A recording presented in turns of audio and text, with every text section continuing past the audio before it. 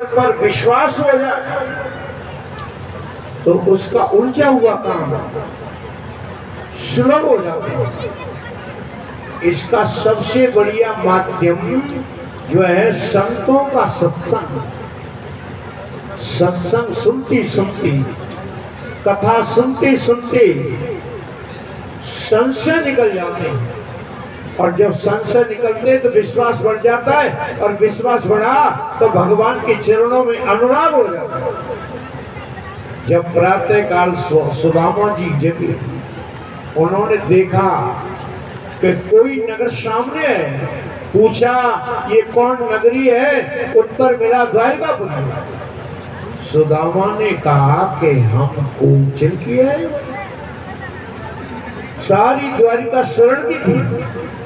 सुदामा ने विचार किया कि मैं इतनी जल्दी कैसे आ गया? मैं तो अमुक जगह सोया था और समुद्र के किनारे कैसे आ गया?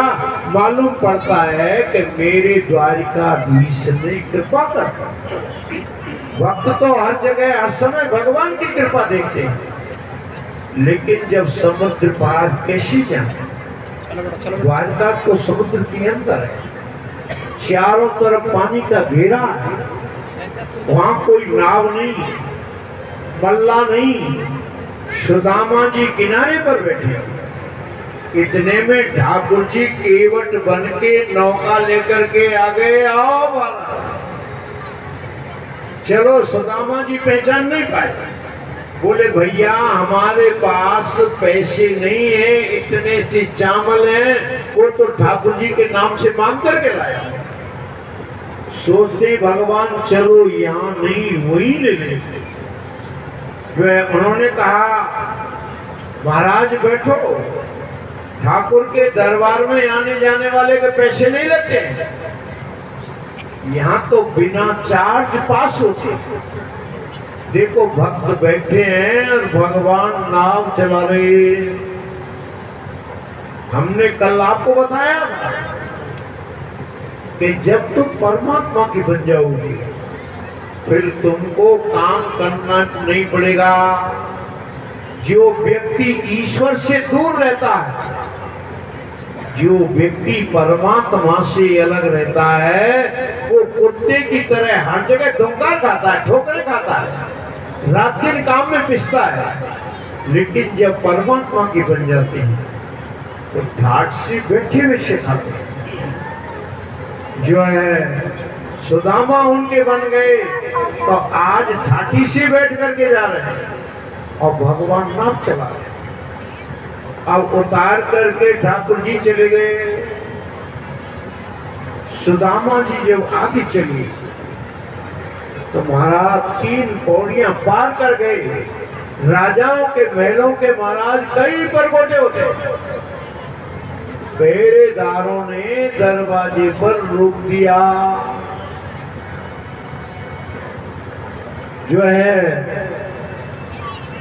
और द्वारपालों ने कहा महाराज हमारे ठाकुर के दरबार में संतों के लिए कभी रोक टोक नहीं, लेकिन एक मर्यादा के अनुसार हम आपके आने की सूचना देते, फिर आपको पहुंचा देंगे।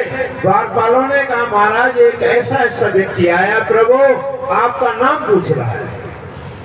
शीश मगाना जगा तन में जाने को आए बसे के ही ग्रामा। धोती पटी जी लटी दुपटी और रुपाई उपाहन की नहीं सामा। द्वार कड़ो निज दुर्बल ये रहो जब सो वसुधाय विरामा। पूछत दीन दयाल को दाम बतावत अपन नाम सुदामा। प्रभु वो अपना नाम सुदामा बतला रहा है। सरकार वो कहता है कि ठाकुर जी के बचपन के सहपाठी मित्र सखा जो है,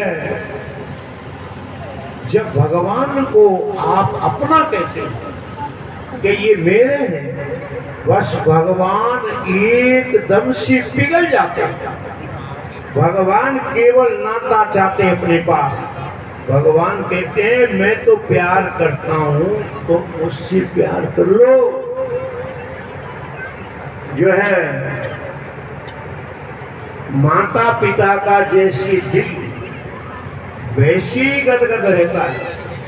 समस्या ये है, माता पिता तो बच्चे से प्यार करते हैं और बच्चा जो है अपनी बीवी बच्चों से प्यार कर रहा है, बेटों की तरफ देख नहीं रहा। जो है हमारी भी यही समस्या है कि भगवान हमसे प्यार करता है, लेकिन हम भगवान से प्यार ना करके दुनिया से प्यार कर रहे हैं। एक बार ईश्वर की ओर मुड़ जाओ और ये कह दो कि हम उनके हैं, मैं तुम्हारा हूं।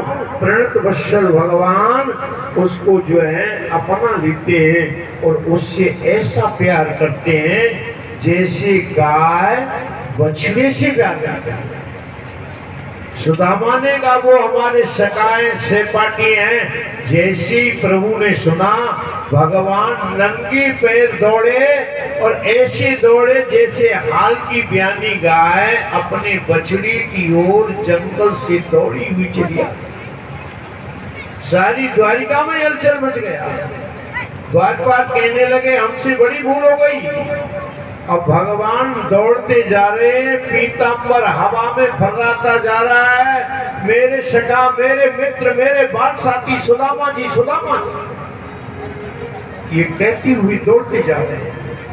भगवान ने प्रणाम किया और कांपती हुई हाथों से सुदामा को उठा लिया और उठा के गले लगा लिया। सुनाओ मित्र कैसे हो? भाभी का हाल कैसा है? बच्चे ठीक हैं? सुदामा जी ने कहा भगवान अब तो सब ठीक है।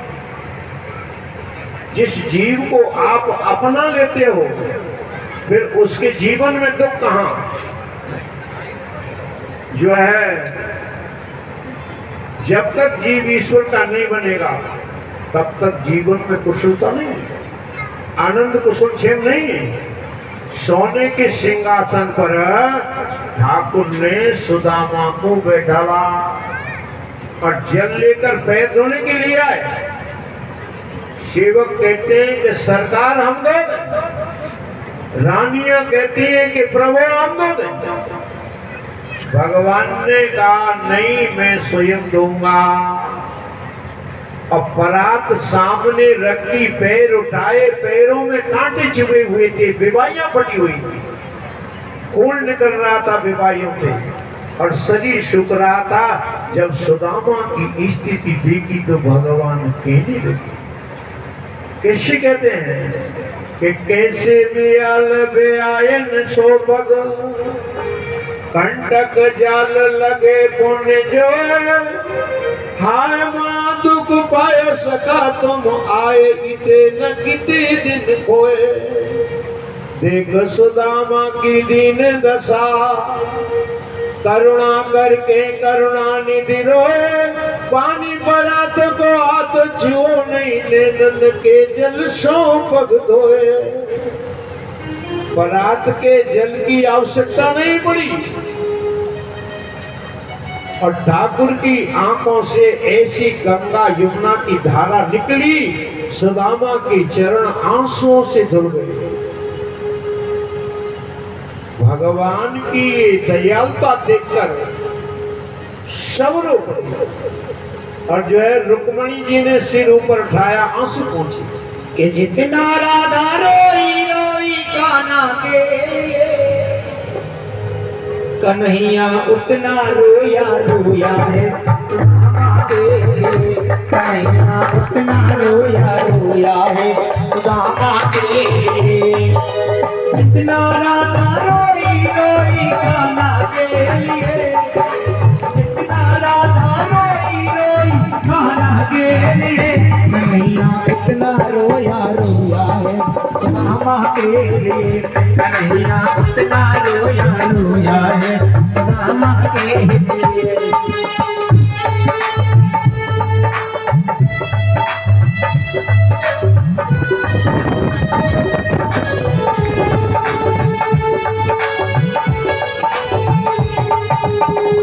यार की हाल उसकी हालत में रोया, यार की हालत देखी उसकी हालत में रोया, यार के आगे अपनी शान शौकत में रोया, यार के आगे अपनी शान शौकत में रोया। और ऐसे तड़पा जैसे समा, ऐसे तड़पा जैसे समा परवाना के लिए कन्हैया उतना रोया रोया है सुदामा के लिए, कन्हैया उतना रोया रोया है सुदामा के लिए।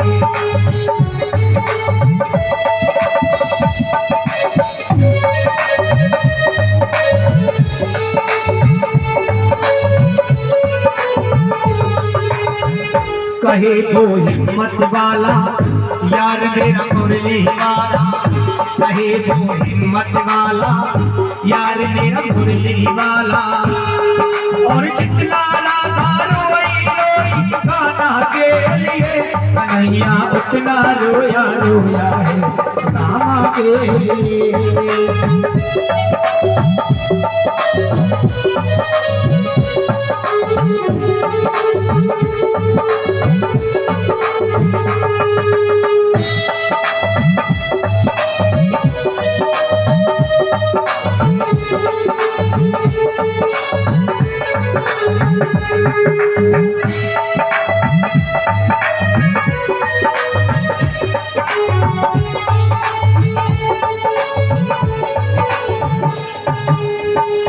पैर के छाले देखे दुख के मारे रोया, पैर के छाले देखे दुख के मारे रोया, पैर धोने के खातिर खुशी के मारे रोया। और ऐसे तड़पा जैसे समा, ऐसे तड़पा जैसे समा परवाना के लिए कन्हैया उतना रोया रोया।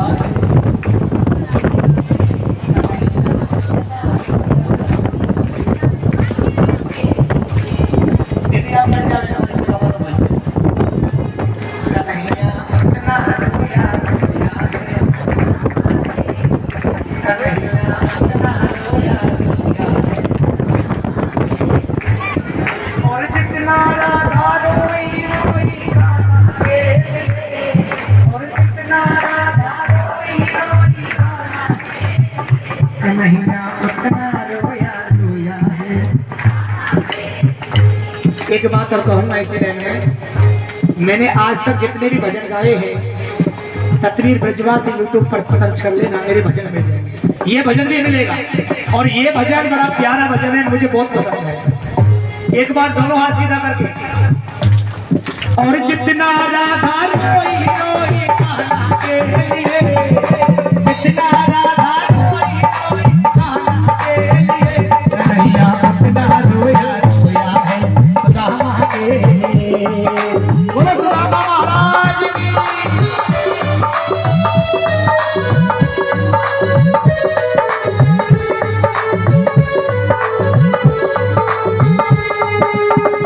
उसके आने पे रोया, उसके जाने पे रोया, उसके आने पे रोया, उसके जाने पे रोया। भूख गदगद चावल के, भूख गदगद चावल के दाने दाने पे रोया। और बनवारी को रोया है, बनवारी को रोया है चाराना के लिए कन्हैया उतना रोया।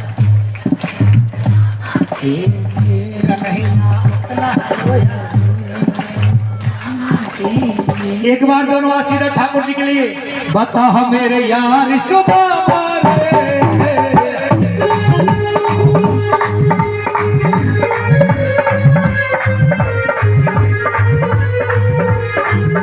बता मेरे यार सुदामा रे, भाई घरे के नाम है आज, बता मेरे यार सुदामा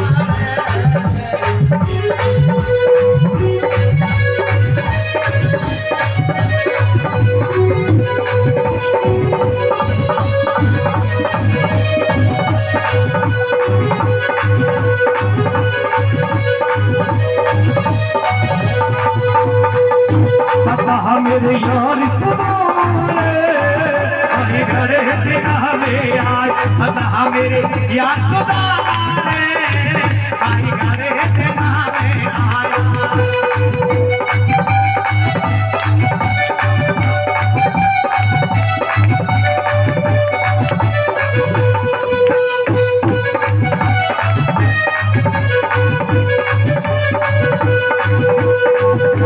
बालक थारे जब भी आया करता बालक थारे जब भी आया करता रोज खेल के जाया करता रोज खेल के जाया करता टोटेगी बारिश खड़े तेरा मेरा अदा मेरे यार सुनो रे आई खड़े तेरा मेरा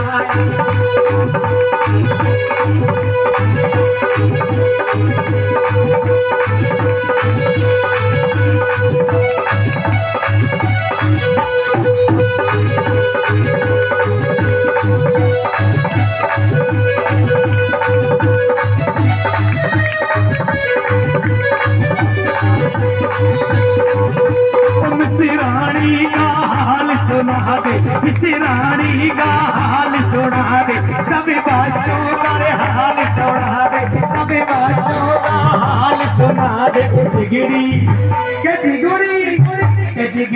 यार सुनो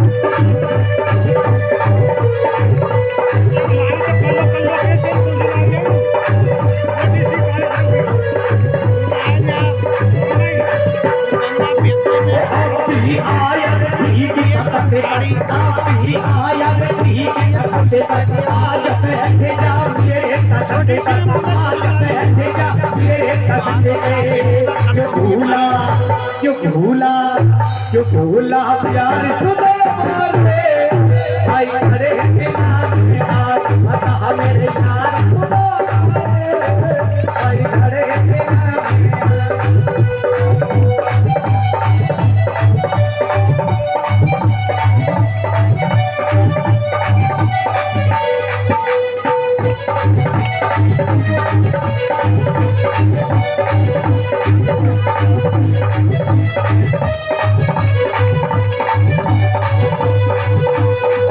रानी का हाल सुना दे रानी का हाल सुना दे बच्चों का हाल सुना दे सभी बच्चों का हाल सुना दे टोटेगी मार सुनो खड़े तेरा में आज हमारे मेरे यार सुनो भाई खड़े तेरा में यार के बिहारी लाल की जो ये पीछे जितने भाई खड़े हैं वो सब बैठ जाएंगे। आप कथा पर ध्यान देंगे। ऐसे काम बारे ना आए व्यास जी।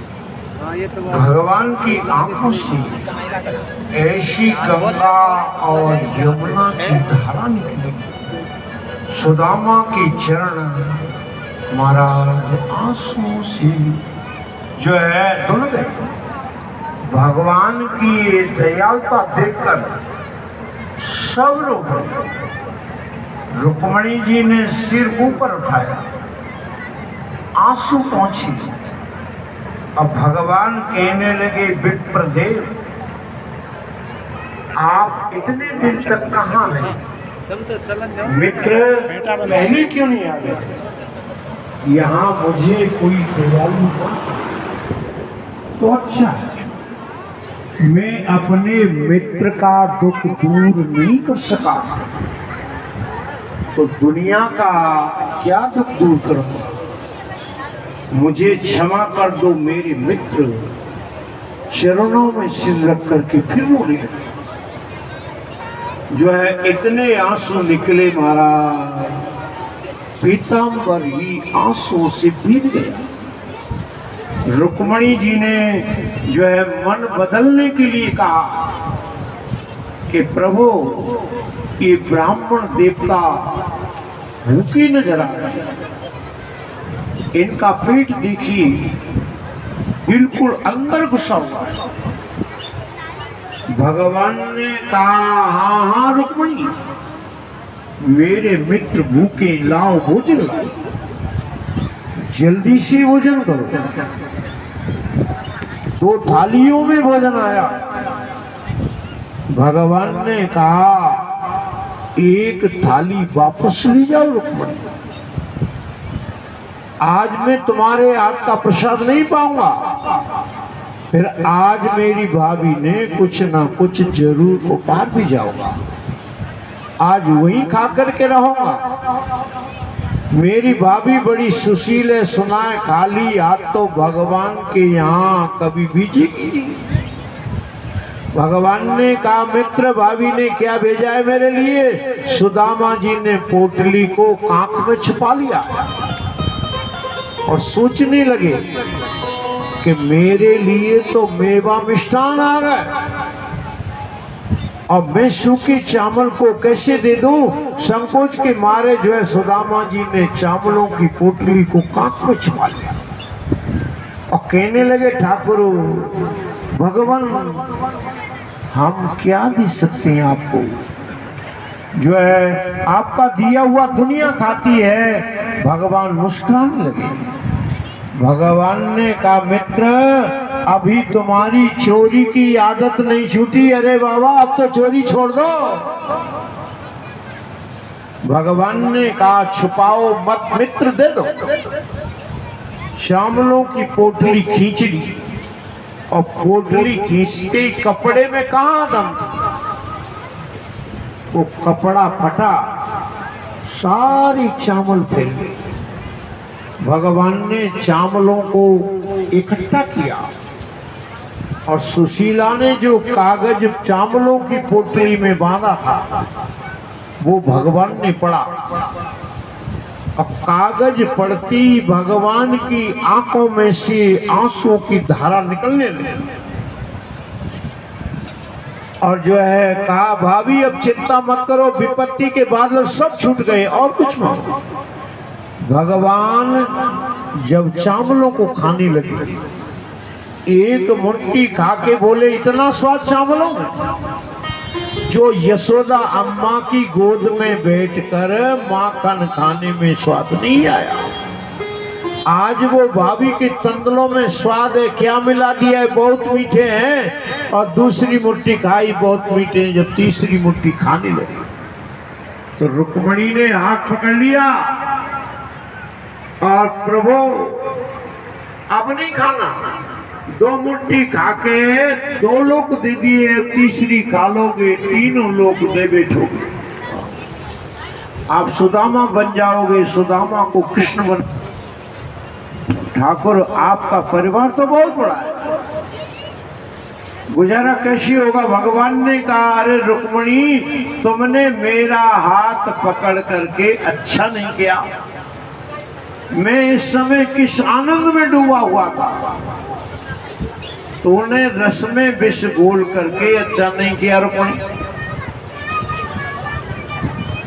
जो मेरा होकर के दुखी रहे ये मेरे माथे पे कलंक, मेरा बनकर कोई दुखी नहीं रह सकता। हम भगवान के बनते नहीं, हम तो जो है फॉर्मेलिटी के रूप में भजन करते हैं ऊपर ही ऊपर। जैसा हमारा हृदय पत्नी को स्वीकार किए हुए बैठा है, बेटों को स्वीकार किए हुए बैठा है, धन को लिए जो बैठा है, जैसी प्रीति हमारी धन से पत्नी से ऐसी प्रीति भगवान से हो जाए तो दुनिया में तुम्हें कोई रोक नहीं सकता, मुक्त होने से। जो है मांगो तो तुलसीदास महाराज की तरह मांगो भगवान से कि कामी नार प्यार जिम और लोभी प्रिय जिम दाम, तिम रघुनाथ निरंतर प्रिय लाभो मोहि राम। प्रभु मुझे इतनी मीठी लगो, इतने प्यारे लगो, जैसे लोभी को पैसा प्यारा लगता है, जैसे कामी को कामनी प्रिय लगती है। जीवन में अपनापन जाग जाए ये मेरे बस। भगवान ने कहा जो मुझे स्वीकार कर लेगा वो दुखी नहीं होगा, और यदि दुखी हुआ तो मेरे माथे पे कलंक है। मैं 3 मुट्ठी चावल के बदले तीनों लोग दे दूं, तब भी सोचूंगा कि मैंने मित्र को कुछ भी नहीं दिया।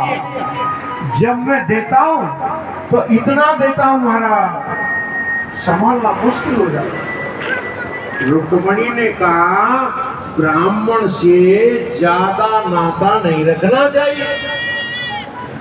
ये क्रोधी होते जरा सी बात पे सब दे देंगे। भगवान ने कहा रुक्मणी ब्राह्मण नहीं होता तो तेरा पत्र मेरे पास कौन लाता? तेरी शादी शिशुपाल से हो गई होगी। संत और ब्राह्मण ही मेरे धर्म का प्रचार प्रसार करते हैं। खाया पिया ठाकुर ने, रात्रि में सुदामा की चरण लगाया। अब विश्वकर्मा को बुला करके कहा कि सुदामापुरी को द्वारिकापुरी जैसी बना, मेरी भाभी सुशीला को रुक्मणी की तरह सजा दो, मेरे मित्र के पुत्र मेरे जैसे हो जाए। देखो सुदामापुरी और द्वारिकापुरी एकदम टू कॉपी है, एक जैसी है, जरा सा भी भेद नहीं। विश्वकर्मा जी रातों रात ये काम करके आना है। मेरी भाभी सोएगी झोंपड़ी में, जागेगी महलों में, सोएगी फटी धोती पहन के, जागेगी जो है रेशमी वस्त्र पहन कर। अब महाराज यही रुक्मणी जो है यही सुशीला के साथ हुआ। रात्रि काल सुशीला जब जगी तो एकदम से चौंक गई। उसको ऐसा लगा कि किसी ने मेरा अपहरण तो नहीं कर लिया, मेरी घास फूस की झोपड़ी कहां गई? ये तो सब राजसी ठाक है।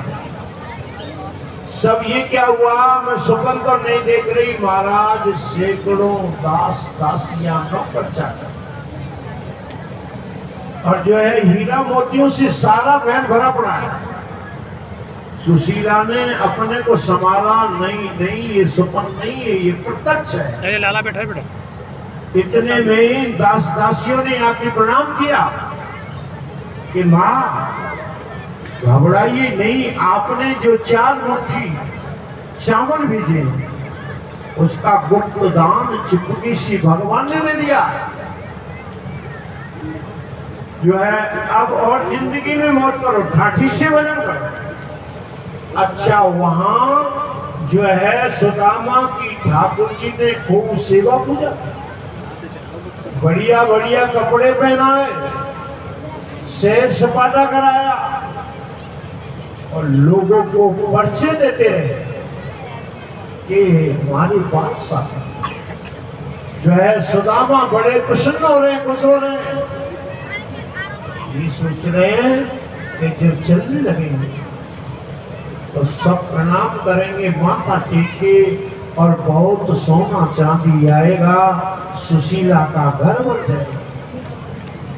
क्योंकि चलते समय दक्षिणा तो मिलेगी, लेकिन भगवान तो बड़ी नटखट है। जब चलने लगे तो भगवान ने कहा कि मेरी पत्नी सेवा करना चाहती है एक एक दिन। जो है सुदामा ने कहा कि कितनी पत्नी है? बोल थोड़ी सी है। बोल कितनी है? कहा 16,108। सुदामा ने विचार किया, मन ही मन में हिसाब लगाया कि एक एक दिन से लगभग 43-44 वर्ष जाए, जब तक भैया हमारी जय सिया राम बन जाएगी। ऐसा नहीं, अब हमें चलने दो। तेरी भाभी इंतजार करती होगी। जब चलने लगे तो ऐसा भी कहते हैं कि नए कपड़े जो पहनाए ये उतर वाली और पुराने पहना। भगवान को पता था कि रास्ते में भीड़ लोग मिलेंगे, कहीं मेरे जो है भक्त को हानि ना पहुंचा, इसलिए पुराने वस्त्र पहनाए। सुदामा जी जब चलने लगे और विचार करते हुए जा रहे हैं कि जब भाग्य में लिखाई नहीं है तो मिलेगा कहां से। जो है कहते हैं कि मेरे ठाकुर कितने दयालु हैं, उन्होंने मेरी कितनी सेवा की, उन्होंने जो है मुझे अपने सिंहासन पर बैठाया, बड़ी सेवा की, और दक्षिणा क्यों नहीं? ब्राह्मण को दक्षिणा ना दे तो तुम्हारी सारी सेवा बेकार। सोचते क्यों नहीं दी, स्वयं उसका समाधान भी कर लेते। सुदामा सोचने लगा तो मेरा ठाकुर बड़ा दयालु है, बड़ा करुणामय है, उन्होंने सोचा होगा कि ये गरीब ब्राह्मण धन पा करके कहीं भजन करना ना छोड़ दे, इसलिए ठाकुर ने धन नहीं दिया। वो जो करते हैं उसमें हमारा भला है, हमारा ही है। भगवान हमें जो है धन की कोई चाहना नहीं, हमें तो अपनी प्रेमा भक्ति देते रहना। भगवान ने सोचा देखो मेरा भक्त कितना मस्त जो है, वो जैसा रखते उसी में खुश है। जब वो सुदामापुरी में पहुंचे तो महाराज वहां द्वारिकापुरी जैसे महल बने हुए जो है। जब दरवाजे पर पहुंचे तो पटरानी बनकर के सुशीला निकली और सुशीला ने सुदामा जी की चरणों में प्रणाम किया, कहा प्रभु ये सब आपका ही है। और अंदर जो है ली हीरा मोतियों से घर भरा पड़ा है, नौकर चाकर हाथी घोड़े रथ वाहन सब चीज वस्तु मौजूद है। सुदामा ने सारी जिंदगी में जो है भजन किया, सारी जिंदगी भजन में लगाई, धन पायो ज्यादा, पता नहीं किस पुण्य से धन मिला, और विषय का सेवन नहीं किया, भजन में लगे रहे और सारा बचा हुआ जीवन भजन में लगा दिया। अंत में जब शरीर छूटा विमान में बैठ गई और सीधे महाराज वैकुंठ धाम को चले गए और देवता पुष्प वर्षा के बाजे बजाते हैं, जय जयकार करते हैं, बोले द्वारकाधीश भगवान की। अब एक भजन फिर उसके बाद कथा कि क्यों घबराता बाबरे क्यों होता है।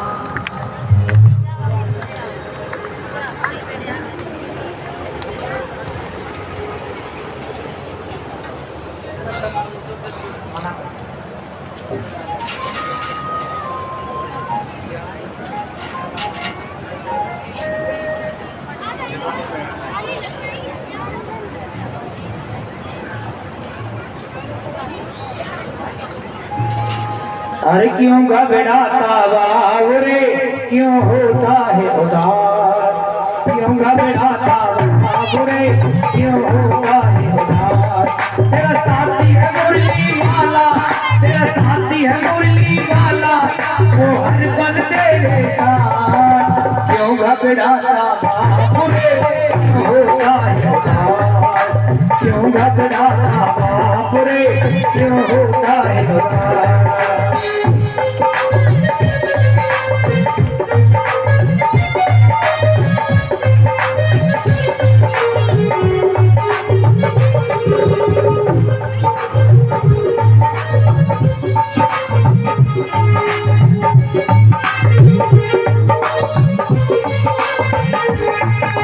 ढूंढ रहा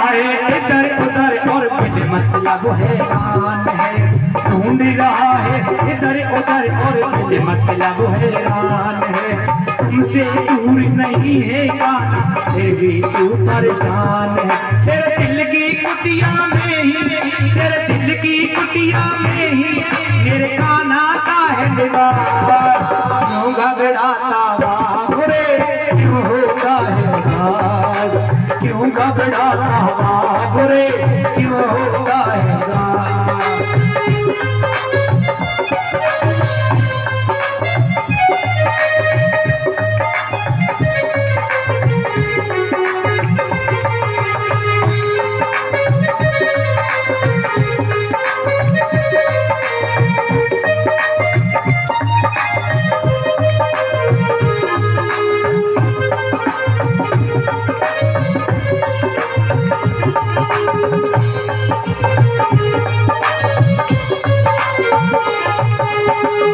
पुकारे वो नहीं आए, ऐसा अब तक हुआ नहीं। भक्त पुकारे वो नहीं आए, ऐसा अब तक हुआ नहीं। ऐसा कैसे हो सकता है, उसने सहारा दिया नहीं। वो दुखियों का साथी है, वो दुखियों का साथी है और भक्तों का है दास। क्यों घबराता बाबुरे, क्यों होता है उदास, क्यों घबराता बाबुरे, क्यों होता है उदास।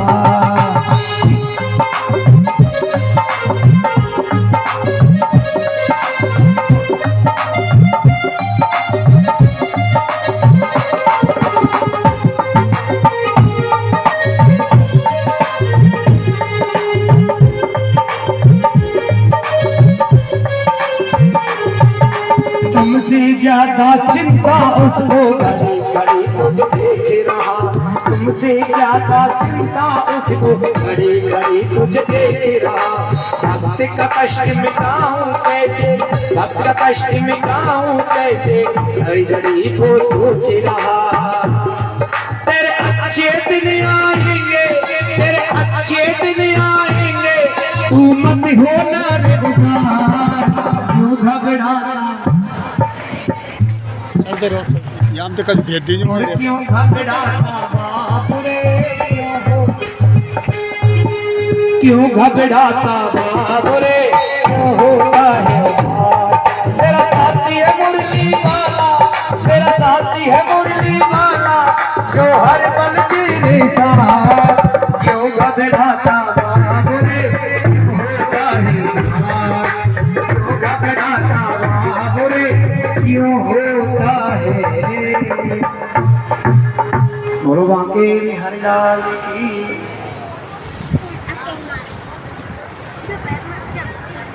श्री सुखदेव जी महाराज कहते हैं, हे परीक्षित, भगवान ने अपने मन में संकल्प किया, दुष्टों का ध्वंस तो हो चुका, पांडव और कौरवों की व्यवस्था ठीक हो चुकी, परंतु यदुवंशियों का पराभव किसी प्रकार से संभव नहीं हो सकता।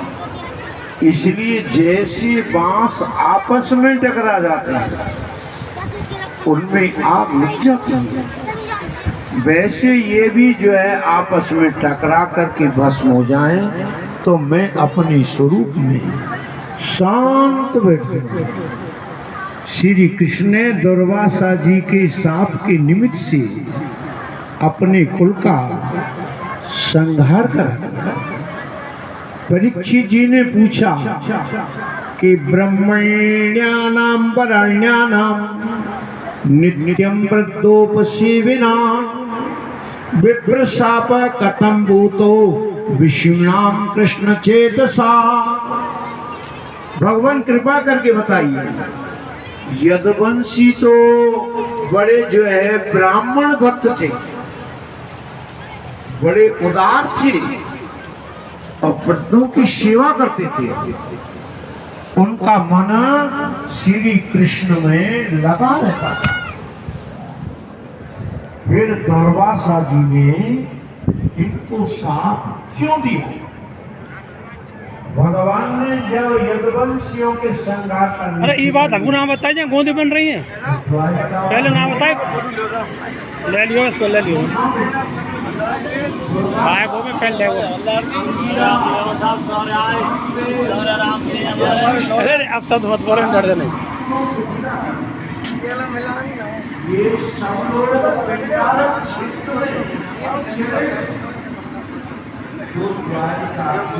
पहले तो गोंदी को लेके हमें लड्डू बना दिए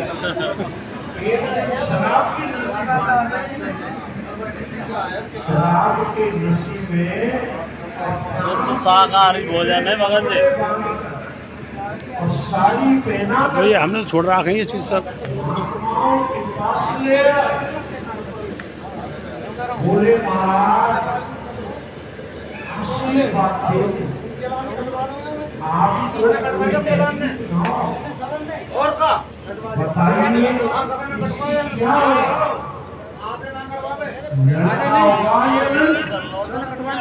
महात्मा जान गए सारे में और उन्होंने साफ दी जो है बोले आपको कोई तकलीफ नहीं है। ये तो भैया फ्री फस्टाल चल रहा मारसा नहीं कर पाते मारसा नहीं कर पाते फ्री फस्टाल चल रहा है लेकिन ऊपर तो दबाव आ रहा है चैनल में चलाओ बिल्कुल जिससे तुम्हारे जो है पैसा मिलता होगा आपको नहीं शराब पीने का ये फल है। ये जय गुरुदेव नाम चैनल है अब वो करेंगे ना मत भेजो बिल्कुल सप्ताह है भाई 1 साल तक भेजूंगा उसके बाद नहीं भेजूंगा अक्टूबर में 1 साल जाएंगे पूरी नहीं टाइम पास ना है राष्ट्रीय पाम आया पर यूट्यूब वाले सीधे ले लेंगे वो वीडियो बनाने पर है यूट्यूब वाले पर सीधे ले लेंगे अब वीडियो बनाने पर रही है फिर बात भेजो दोबारा वो सिस्टम सुधर जाएगा वक्त मान्यता मिल जाएगी क्योंकि शराब पीने के बाद कुछ ना कुछ गलत काम होते हैं और जब गलत काम हो करते हैं तो किसी ना किसी का साथ अवश्य। जब यदुवंशियों को पता लगा कि दुर्वासा जी ने साथ दे दिया तो ऑपरेशन आदि की शराब से उस लोग की पीठ को पिछवाया और विश्वास करके समुद्र में ले छोटा सा टुकड़ा उसको भी पानी में फेंक दिया उसे एक मछली निकली और अंत में वो मछली पकी जब उस मछली का पेट भरा तो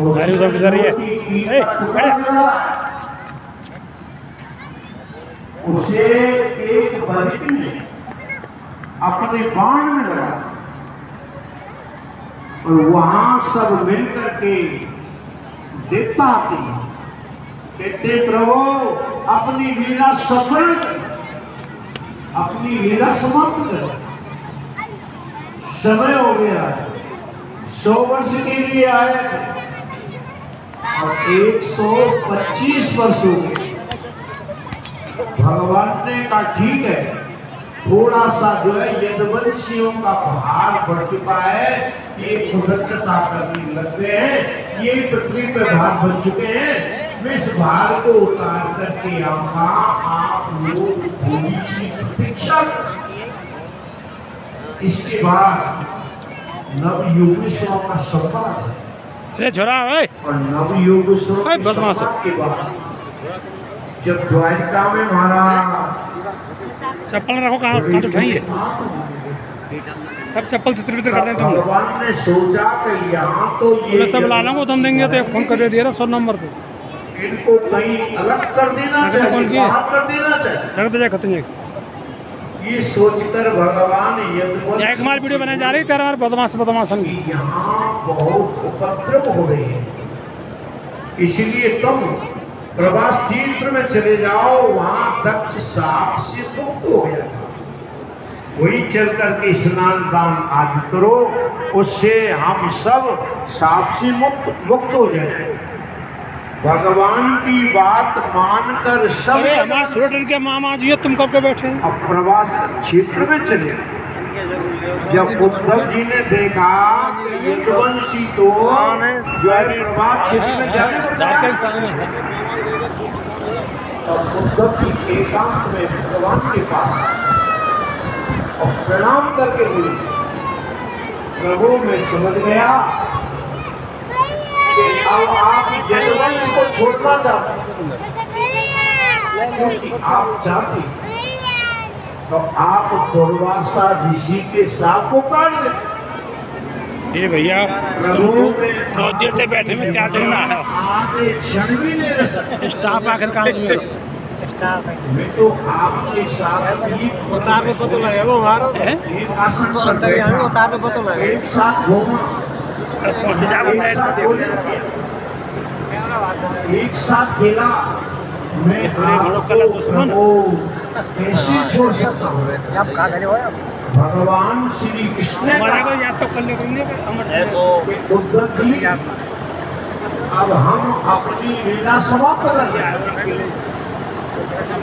पृथ्वी का भार उतर चुका है, धर्म की स्थापना हो चुकी है और हम जिस कार्य के लिए आए थे वो कार्य पूरा हो चुका है।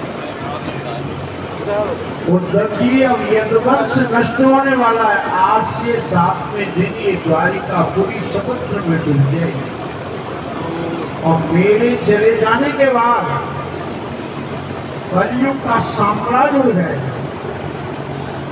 उद्धव जोर से रो पड़े।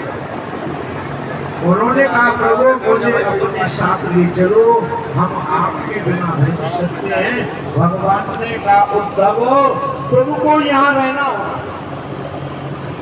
अरे व्यक्ति प्रारब्ध की डोरी से बना हुआ है।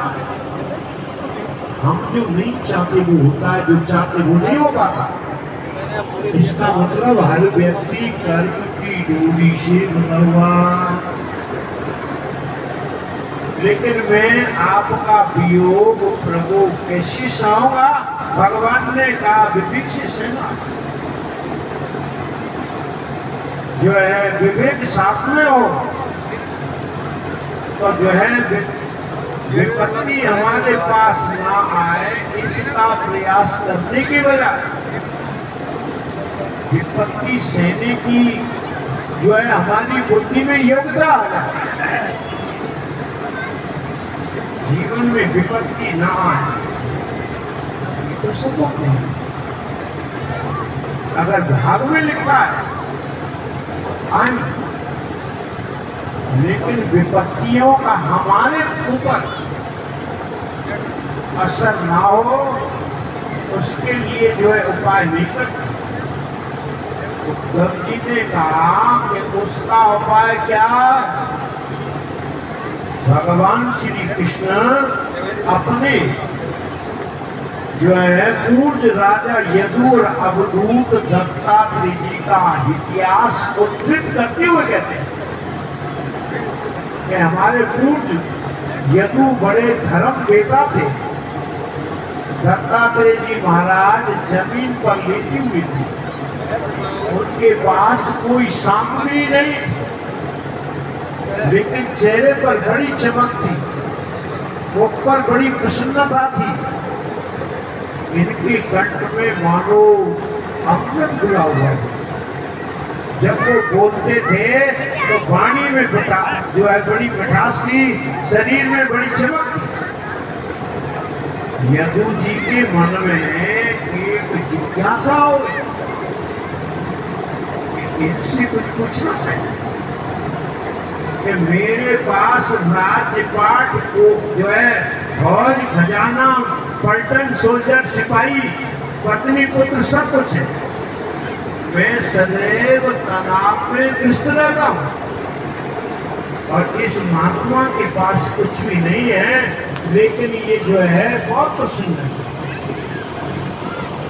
महाराज आप ऐसी मस्त पड़े हो जैसे गर्मियों के दिनों में गंगा की पार पर हाथी मस्त पड़े रहते। हम जानना चाहते हैं प्रभु, हमारे पास सब कुछ है फिर भी हम तनाव में हैं और आपके पास कुछ भी नहीं है, आप तनाव से मुक्त हो। इसका कारण क्या है? दत्तात्रेय जी महाराज ने कहा कि हे राजना, 24 गुरुओं से प्राप्त की हुई ज्ञान की पूंजी, विवेक की पूंजी है हमारे पास। जिसके पास ज्ञान रूपी पूंजी है वो व्यक्ति सदा सुखी रहेगा। जिसके पास ज्ञान विज्ञान नहीं, विचार विवेक नहीं, वो सारे संसार का सम्राट बन जाए तो भी तनाव से मुक्त नहीं हो सकता। मैंने जीवन में 24 गुरु स्वीकार किए। दत्तात्रेय जी महाराज कहते हैं कि हे परीक्षित, गुरु बनाने का मतलब ये नहीं है कि सबसे कान फुकवाते रहे।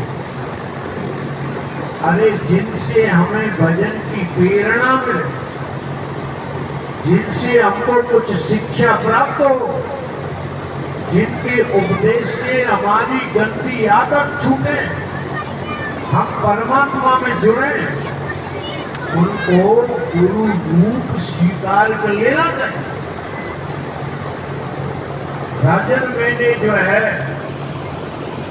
पृथ्वी को गुरु बनाया। पृथ्वी एक क्षमाशील है।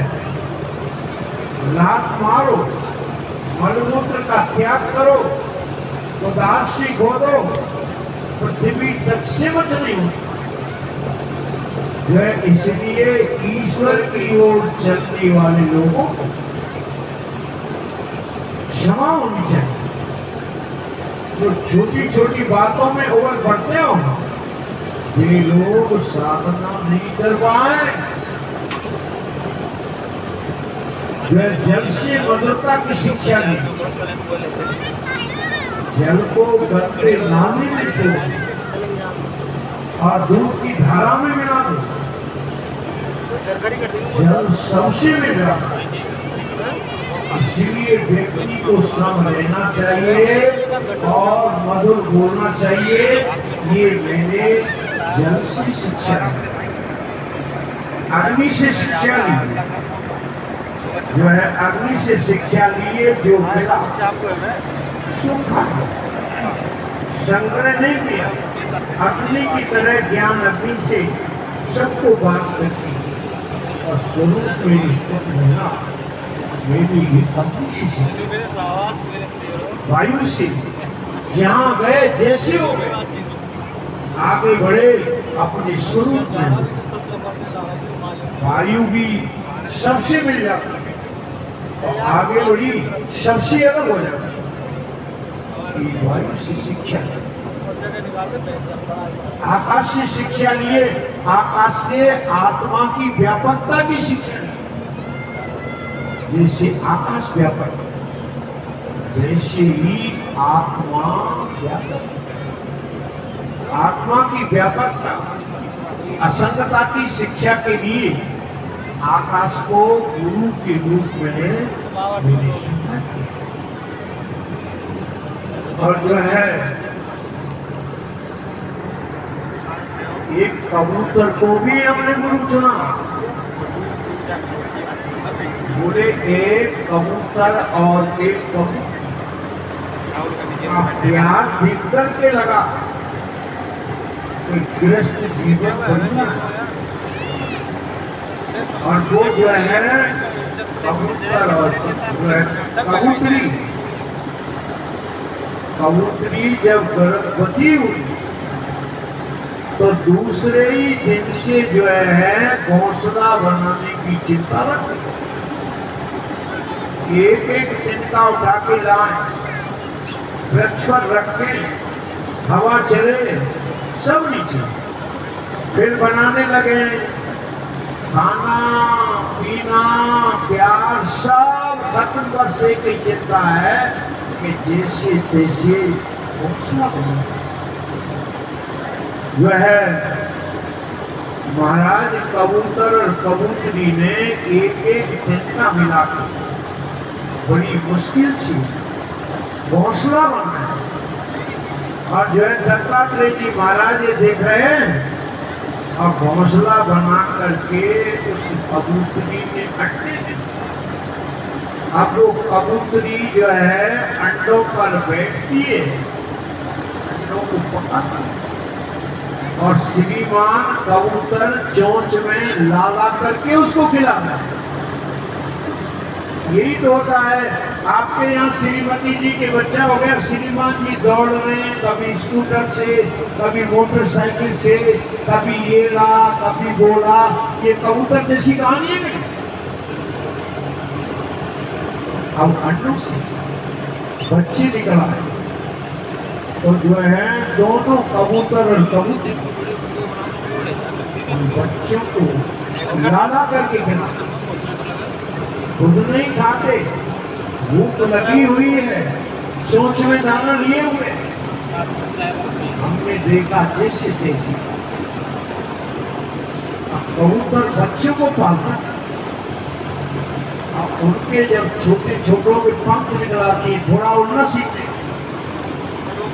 तो कबूतर और कबूतरी बहुत खुश होते हैं। हमारे बच्चे उड़ना सीखे।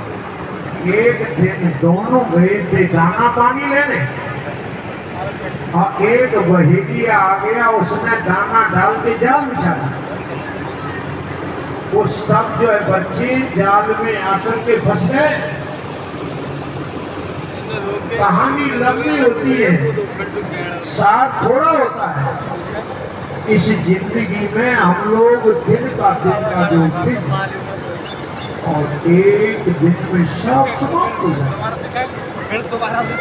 कबूतर के बच्चों को उसने समेट लिया, और कबूतर और कबूतरी दोनों जो है लौट के आए, और ममता के कारण वो कबूतरी जाल में कूद पड़ी, उसको भी फंसा दिया। कबूतर डाल पर बैठा बैठा रो रहा, हाय हाय मेरे बच्चे गए, मैं अनाथ हो गया, मेरी जिंदगी बर्बाद हो गई, अब मैं इस खाली घर में कैसे रहूंगा। जब वो बैठा बैठा कबूतर रो रहा था, तो नीचे से बहेलिया ने मारा खींच के बाण, और पट्टे से नीचे आ गिरा, उसकी भी जीवन लीला खत्म हो गई। दत्तात्रेय जी महाराज कहते हैं कि हे राजन, कबूतर और कबूतरी से सीखा है कि गृहस्थ में रहती हुई अनासक्त भाव से रहे, आसक्त होकर के नहीं। जो है राजन, एक बाण बनाने वाले को भी मैंने गुरु चुना। वो महाराज बाण की नोक को सीधे कर रहा, वहां होकर के राजा की सवारी निकल गई बड़ी धूमधाम से, और उसने देखा दत्तात्रेय जी महाराज कहते हैं मैं भी खड़ा रहा, मुझको भी नहीं देखा, वो सीधी कर रहा।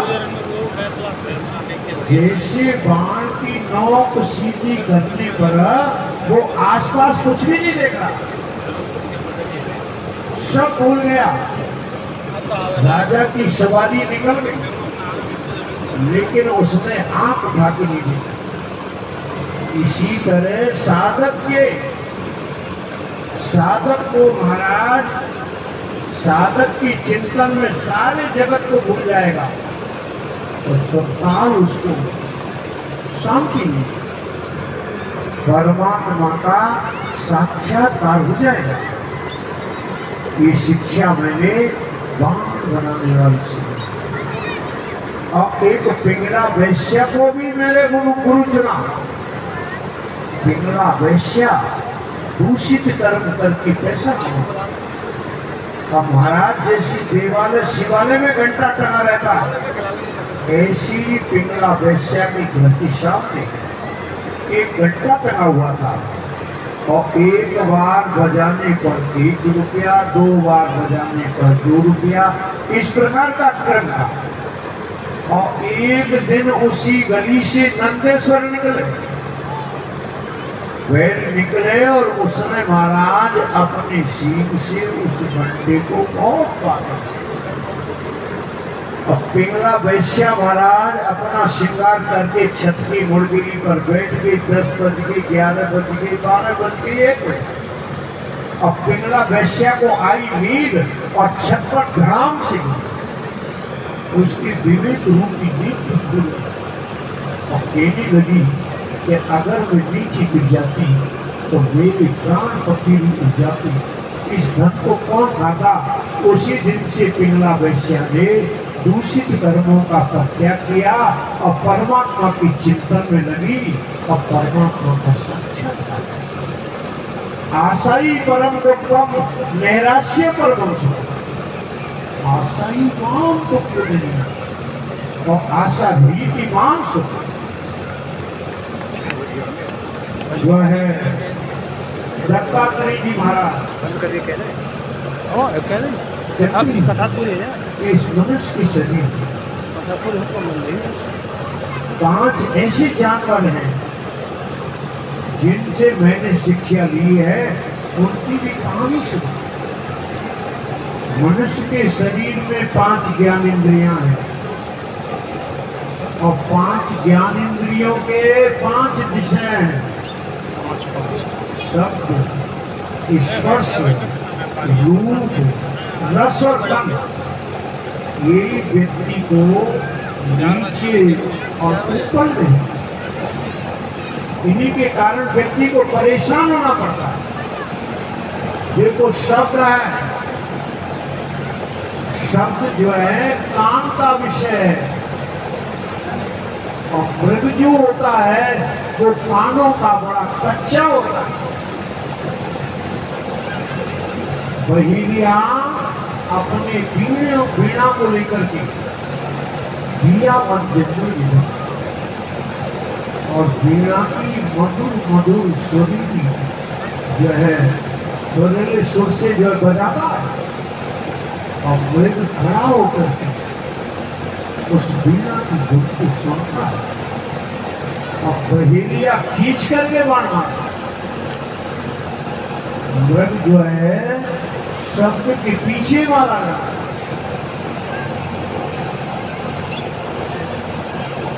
और पतंगा, ये पतंगे रूप के लोग होते हैं